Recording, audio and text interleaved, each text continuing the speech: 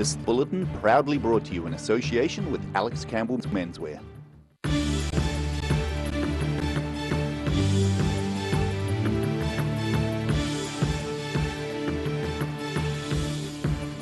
Tonight on The South Today, international relations expert Robert Patman says last night's fatal US attack on the head of ISIS was a mistake.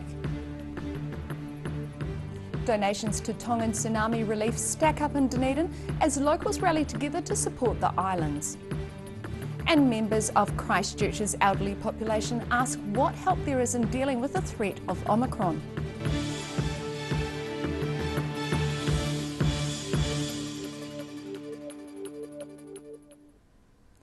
Kia ora, good evening, I'm Melissa Barton.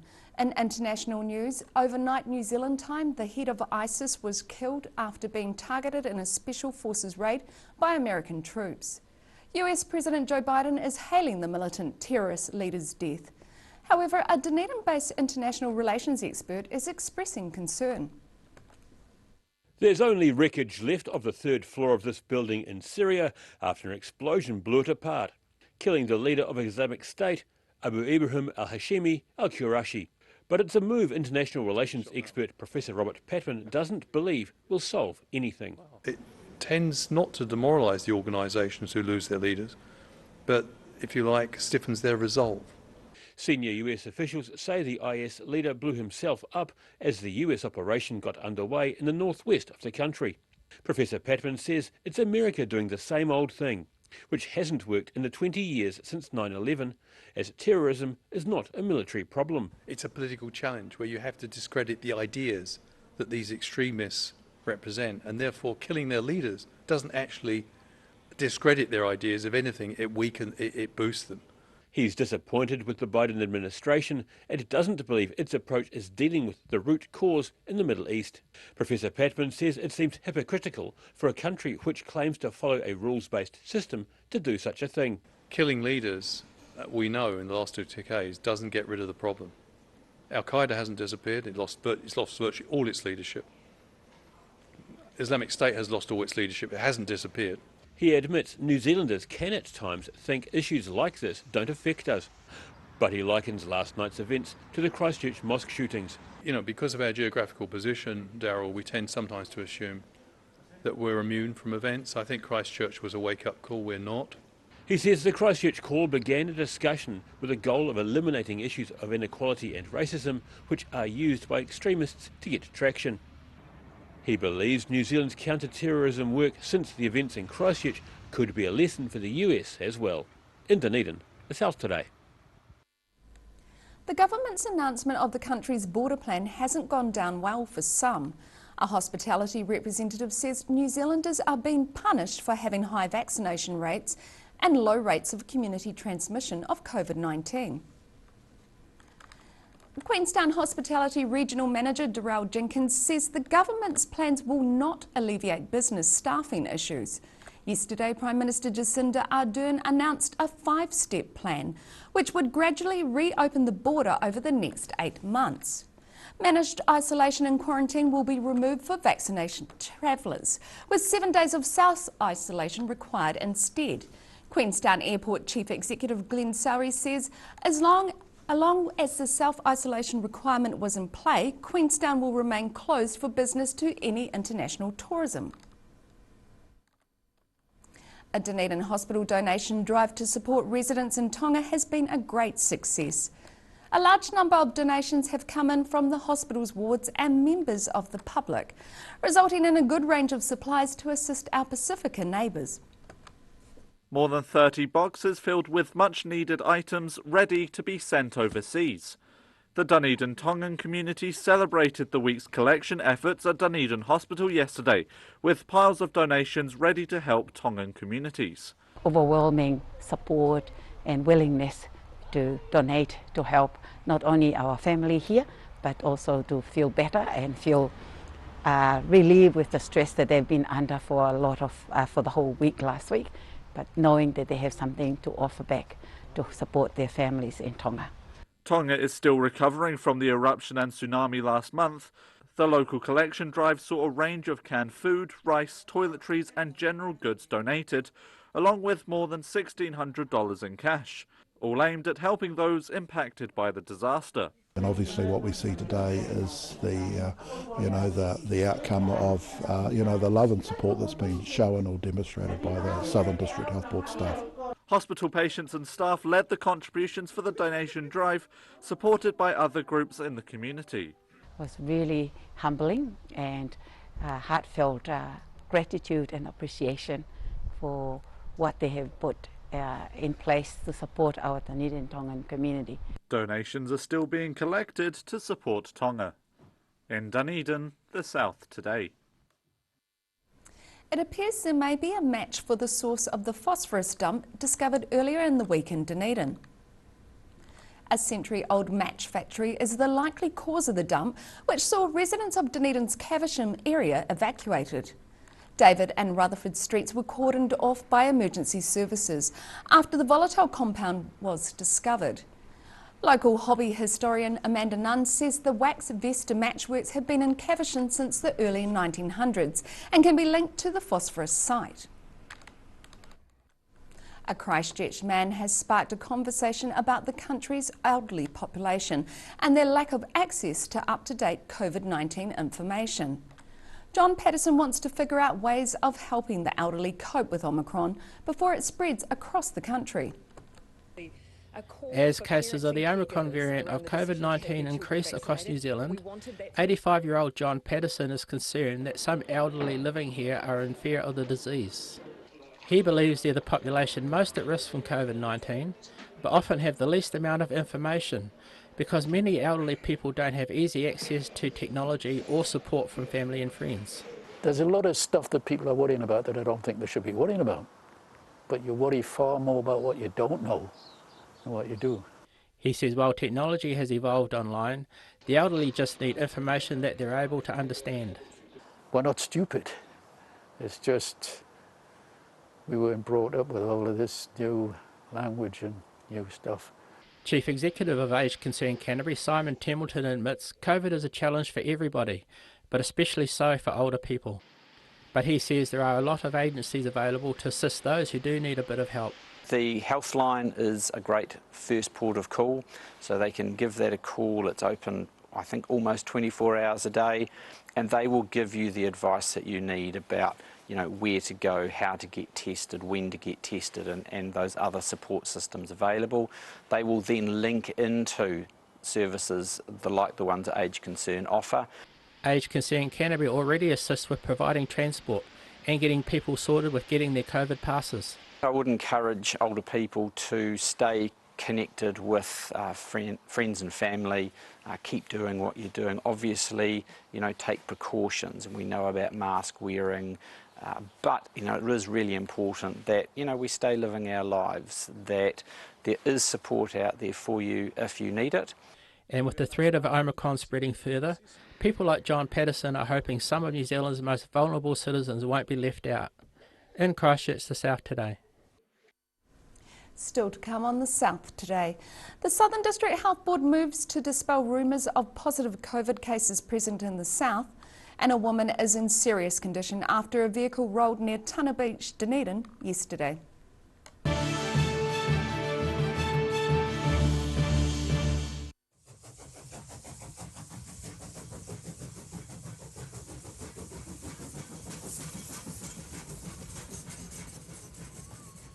This is the big one. It's my mate John's massive annual sale, and he slashed 20 to 80% off absolutely everything store-wide. And my mate John.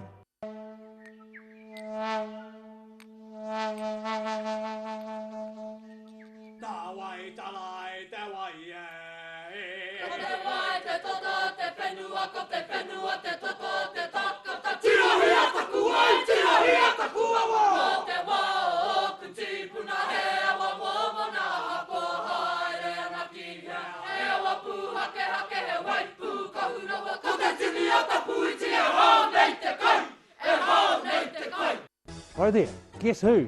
You recognise the eyes? Oh okay, it's a haircut. Anyway, it's Lindsay here from Alex Campbell Menswear. Our 3 stores are carrying on as usual. Despite what's happening in the world, we have got some great stock for you. Personally, I've spent 50 years in this business and we have some excellent supplier relationships.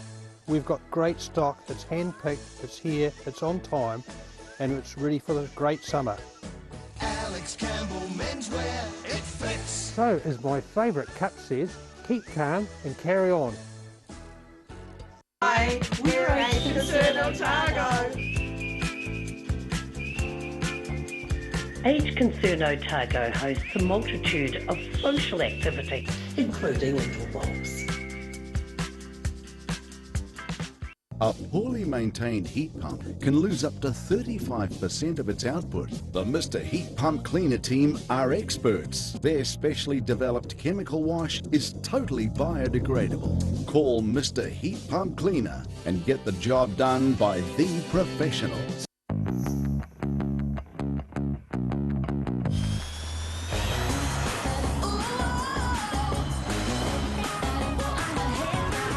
Spark your joy with Jazz, the next generation from Honda.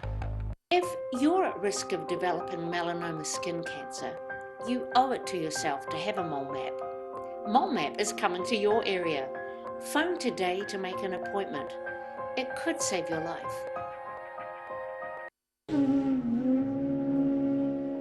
Every day the team at Gillian supports grieving families at their time of need. From answering your questions to organising a farewell that reflects the wishes of your loved one, we can help. Call Gillian's today.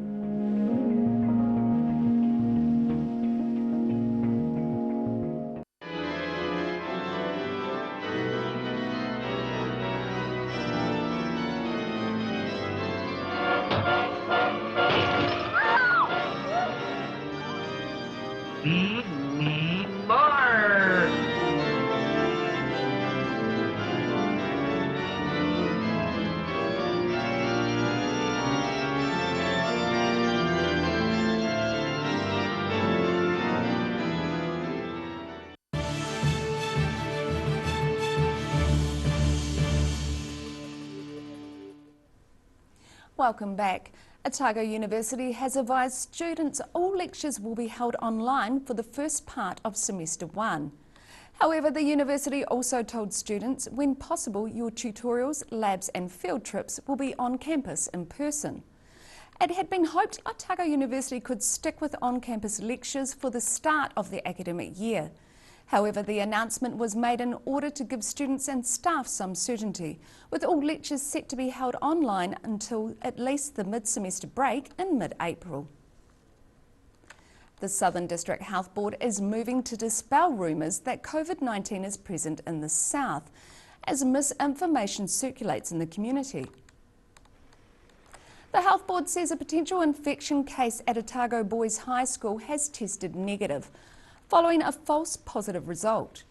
Southern DHB Medical Officer of Health Dr Michael Butchard says for every 1,000 rapid antigen tests used in the community, they expect around 4 false positives. He says the DHB is aware of other rumours and is assuring the public there were currently no cases in the Otago Southland area. As Omicron spreads throughout New Zealand, the DHB says it's understandable people in the southern community will start to hear misinformation about positive cases in their region. A woman was left in serious condition after a vehicle rolled near Tunnel Beach in Dunedin late yesterday afternoon. 2 Fire and Emergency New Zealand crews attended the accident after receiving a report of a car rolling on Blackhead Road about 4 p.m. Venz says the driver was the sole occupant of the vehicle and had to be extracted using the jaws of life. St John Ambulance transported the patient to Dunedin Hospital in a serious condition. The road was blocked for a short time yesterday as emergency services worked at the scene. The Highlanders have hit the field in North Otago this afternoon in their first pre-season clash against the Crusaders. The large team was aiming for a good run around to start the year on the field. 23-year-old Sam Gilbert was in the hot spot going into the Highlanders' pre-season game in Western against the Crusaders. He was named at fullback, a position that suits him well, but is expected to be well contested this year. I just want to be playing every week. I feel like if I give myself the best possible chance to be part of that 15 or 23 and be playing every week, then I'm just giving myself a really good chance to perform and help the team at the end of the day. After the North Otago game, the Highlanders prepare to travel to Queenstown, joining the 5 other New Zealand-based teams there. They'll all play in a rugby bubble for the opening 3 rounds of Super Rugby Pacific, and Highlanders coach Tony Brown isn't bothered about spending a month largely based in the resort town. I'm a tourist, mate, so I've done it for, going nearly 30 years now, so something I love about rugby, and, going to Queenstown for 3 or 4 weeks was pretty exciting for myself. The team will get to see the lights of Dunedin at times, with all the sides bussed in to play some night games under the roof at Forsyth Bar Stadium. In Dunedin, the South Today. Coming up next on the South Today, we find out who was the first driver to sign up for this year's Rally New Zealand season, and we take a look at the weather heading into Waitangi weekend.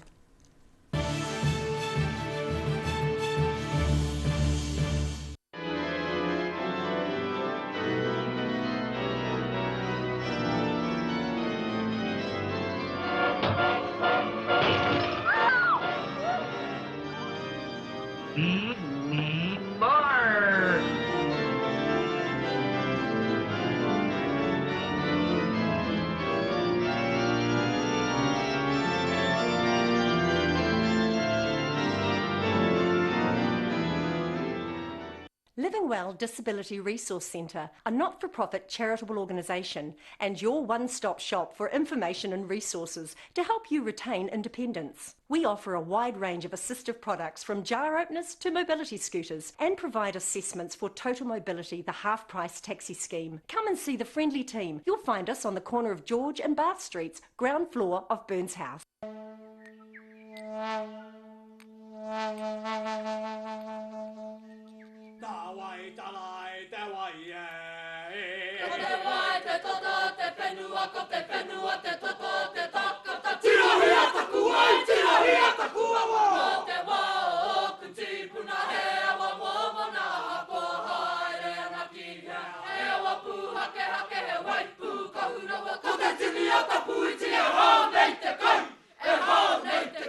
If you're at risk of developing melanoma skin cancer, you owe it to yourself to have a mole map. Mole map is coming to your area. Phone today to make an appointment. It could save your life. This is the big one. It's my mate John's massive annual sale, and he's slashed 20 to 80% off absolutely everything store-wide. If you need furniture and beds, then get down to John's. He's got it in stock and ready for immediate delivery. Plus, you can pay it off interest-free. The big one. On now at John's Furniture Warehouse, Stafford Street. Get that furniture from Stafford Street. And my mate John. Hi, my name's Matt and I'm the Dines Group CEO. Dines is a company that's focused on selling logistics solutions to its customers. We're passionate about selling efficiency, and we've been selling efficiency for over 50 years now.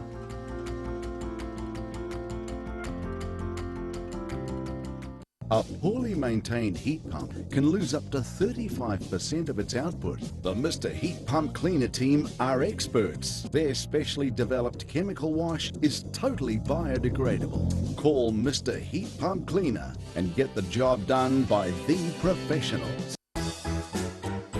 Every reason, every season, we're proud to dress the region. Alex Campbell Menswear, it fits.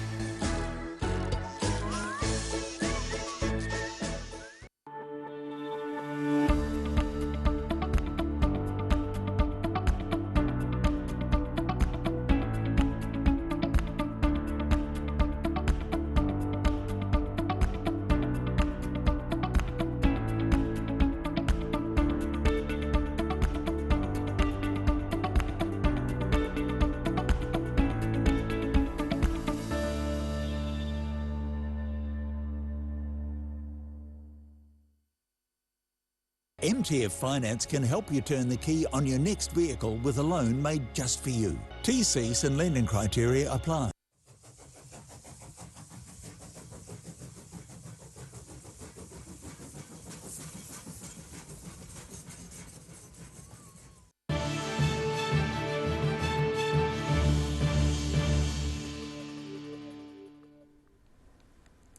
Welcome back. Emma Gilmore is the first official entrant for this year's Rally New Zealand, which once again is a World Rally Championship event.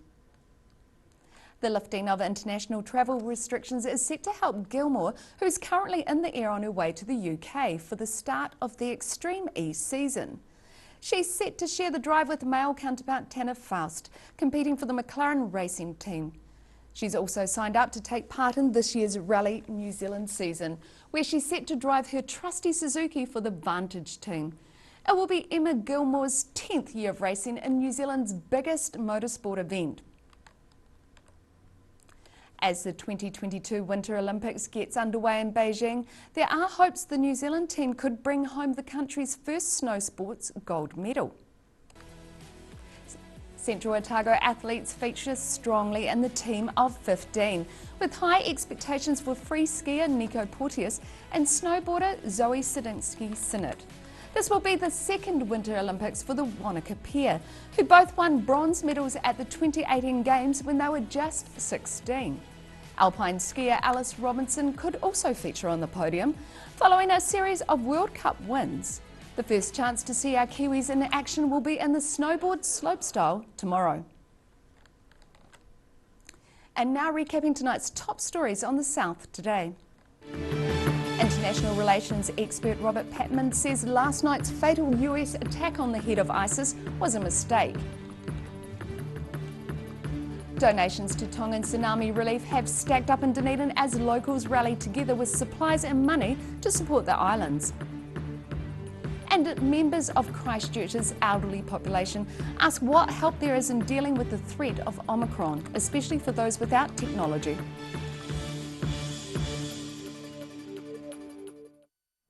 And now look at what's happening in tomorrow's ODT. Welcome, Joe Simpson. What have you got for us in tomorrow's paper?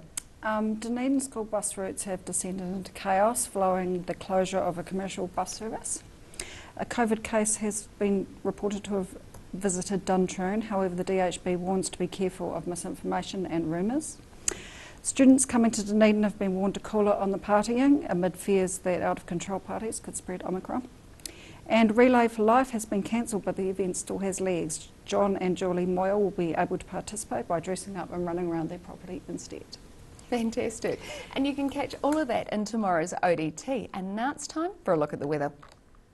Tonight's weather proudly brought to you by Mole Map. Starting with the southern view, it's summer but not as we know it.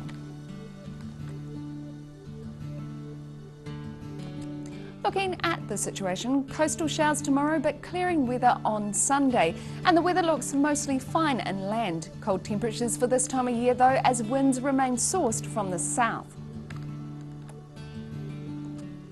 Moving to the centres, starting off in the northwest of the island, pack your brollies for the rain. Westport it's rain and 20 degrees and Greymouth similar with a slightly lower 19. The wet weather continues in the northeast with rain and 21 degrees in Nelson and 16 degrees for Blenheim. And the rain continues down along the Canterbury coast. Kaikoura on 16 with rain, Christchurch 13 degrees with rain also, and Ashburton reaches a high of 12 degrees with showers. Looking at the southern towns, Catlins, Balclutha, Lumsden and Gore can all expect cloudy skies with moderate southerlies and a high of 15 degrees.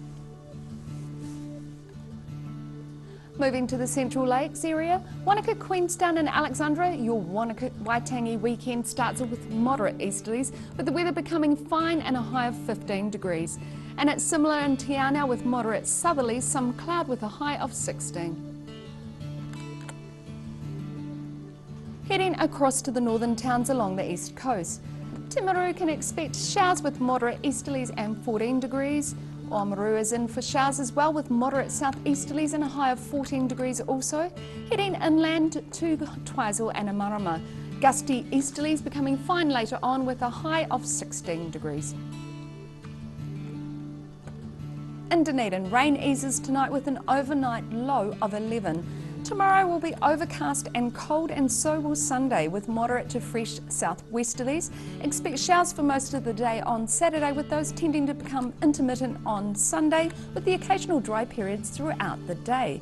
Saturday sees a high of 13 and a low of 11, and Sunday sees a high of 15 and a low of 11.2. And in Invercargill, showers start clearing tonight with an overnight low of 10 degrees.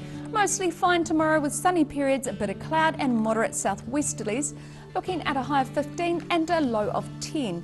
Cloudy periods, possibly a few light showers on Sunday with cold southerlies which will clear later on in the day, a high of 14 and a low of 10.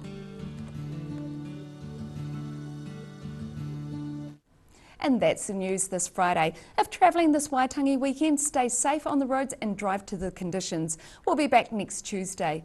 Meanwhile, for the latest news and videos from the southern region, head online to odt.co.nz. And you can follow Channel 39 on YouTube to catch our news bulletins on demand. Nō reira, kia pai te pou, ka kite anō.